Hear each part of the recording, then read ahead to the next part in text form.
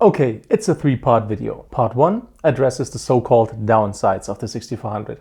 For creators and vloggers on a $1,000 budget, there really aren't any. Part 2, what is great about the 6400. And Part 3, a quick comparison with the competition. So, let's go. Alright, downsides, in ascending order of magnitude. No face tracking when an HDMI device is connected, like a monitor or like a recorder, for example. True, but you're still getting one of the best face detection systems ever. Yes, the processor doesn't run the algorithm to recognize faces anymore, but the face detection still works perfectly.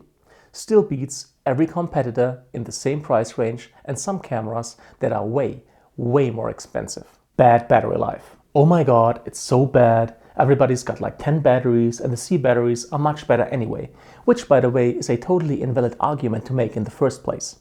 Small form factor means small battery, means decreased battery capacity. That's the same everywhere with any camera that shoots decent video with decent autofocus performance and decent bit rates using a decent screen. That's the same across the board of manufacturers and camera models. Canon M3, M5, M50, Fuji X-T30, you name it, none of the competitors give you a day or even half that on a single charge. None. I owned them. Are they better than the 6400? Slightly, not significantly, especially since the 6400 is about 15% more efficient compared to earlier models. So if, say, you're getting 4 extra batteries with the other brands, you're getting about 5 with Sony. That's the ratio. The 6400 is not as good as its competition in this department, but it is not terrible in comparison by any stretch of the imagination. And it blasts the competition in most other departments. No touchscreen. If you're an absolute beginner, you have never used anything but your smartphone, you're right, it is a downside. And you're also looking at the wrong camera. This is not a beginner's camera.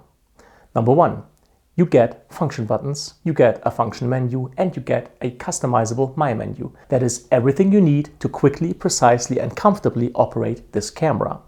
If you're too lazy to put in like an hour of your time to configure a camera you paid roughly $1,000 for, that's on you. Number 2, what is touch good for? Menu navigation, for example. As I already hinted at though, if you want to work with a camera efficiently, you will do anything you can to avoid menu diving anyway, because it is slow. Look at professional cameras, buttons and switches all over the place, because of speed and efficiency. What else? Pinch zooming and scrolling during playback. Pinch zoom doesn't work, okay, have to use the click wheel to zoom. Scrolling though works just fine. What else? Touch focus and tracking. As it happens, also works just fine. So you can't touch navigate the menus, which you want to avoid anyway. You can't pinch zoom. Well, if that's a deal breaker to you, fine, you got me. But touch focus, tracking and scrolling work. No headphone jack. If you're a professional, if you're responsible to people that pay you and you need to get the shot done now or never, because time is money, you need to be able to monitor your audio right after the shot, preferably while you're doing the shot. Can't do that with a 6400 as is. But most people are not professionals. If you want to be, again, you're looking at the wrong camera for an ace setup. Here's what most people, including semi-professionals and YouTubers, need. A decent mic hooked up to the camera correctly, turned on, correctly leveled, and real-time audio levels on screen. The 6400 gets you the levels, the ability to manually level the audio, and the amps are very good. Definitely better than the competition. They can handle a lot of heavy lifting when it comes to audio while still delivering quality. And if you can't live without the monitoring, then get a decent field monitor with a headphone output, because HDMI carries audio and this way you will be able to monitor it. Rolling shutter. No one cares. No one cares. Ask yourself, do you care? Half of YouTube shoots on Sony. Did you ever notice rolling shutter in videos other than tech reviews that specifically showed it? And if you did you actually care?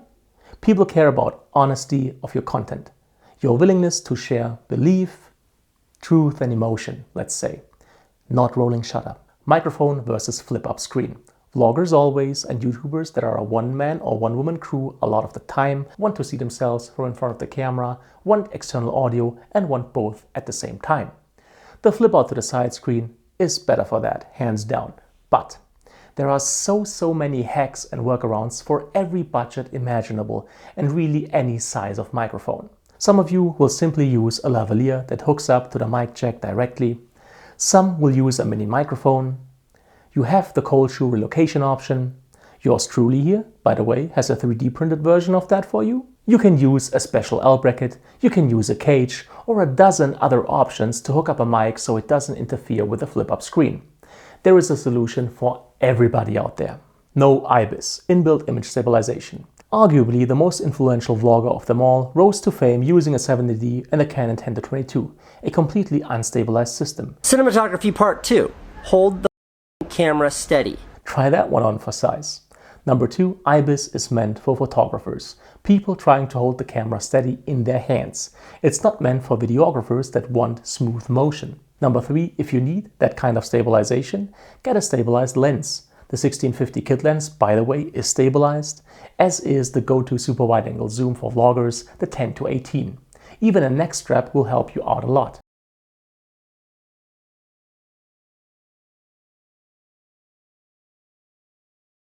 Number 4, if you want smooth motion as a videographer, there is no way around a Steadicam, a gimbal, or a skateboard for that matter anyway. So those are the so-called downsides. I really hope I gave you a better perspective on those. And now, on top of all of this, you're getting some really great stuff. The AF system is everything you want it to be. It is fast, smooth, precise, reliable, and great in low light. And you can customize it to your needs in speed and tracking sensitivity. By now, it is damn close to the Canon dual pixel autofocus in most situations. I say it is, in effect, as good. It's by far the best system under $1,000, and also the best under $2,000, I think. Practically no overheating. Now, high noon in Death Valley, yeah, that claim probably doesn't hold true. But I seriously don't know how to make this camera overheat.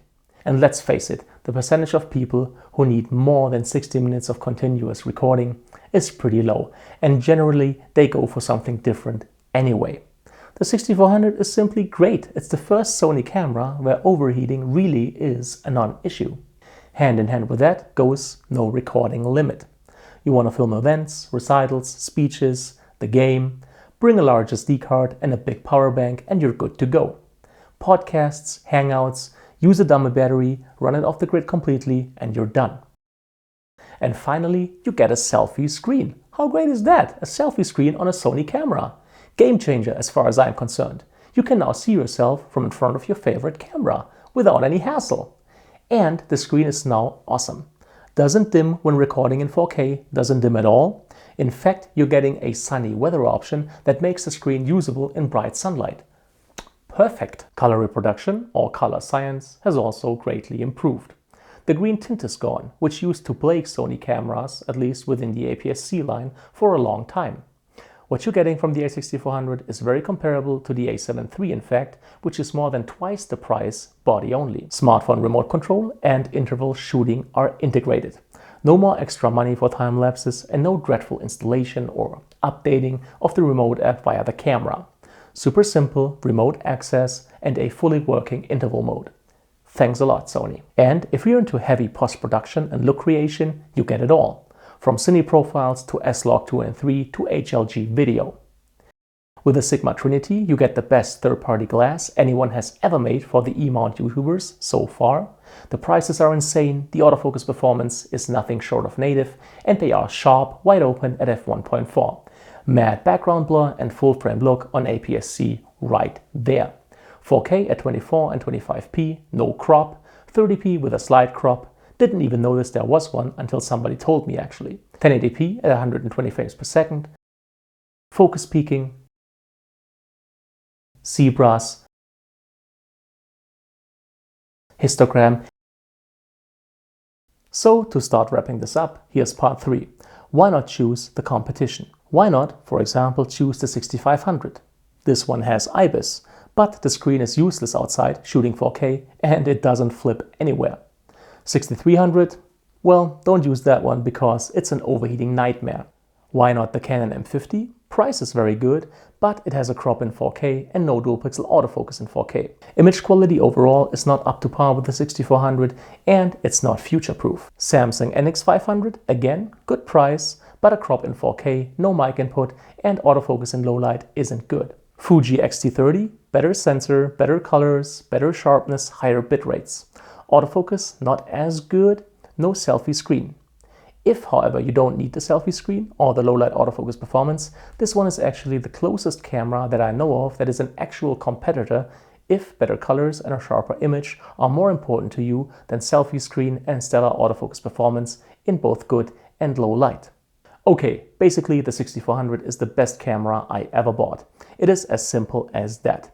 And I'm just a little pissed off that it catches as much flack as it does because people don't know how to judge it correctly, because they compare it to a hypothetical dream of a camera that doesn't even exist and start bitching about this awesome camera. There will never be a perfect camera, but this is as perfect as it gets for 900 bucks. So that's that video. If you liked it, if you found it helpful, please make sure to leave a thumbs up, it's greatly appreciated. Any kind of comment or feedback is welcome and I'll try to answer as quickly as possible. All the tech that I've used in this video is linked in the description. As always, thank you so much for your time, thank you for watching, and hopefully see you again soon.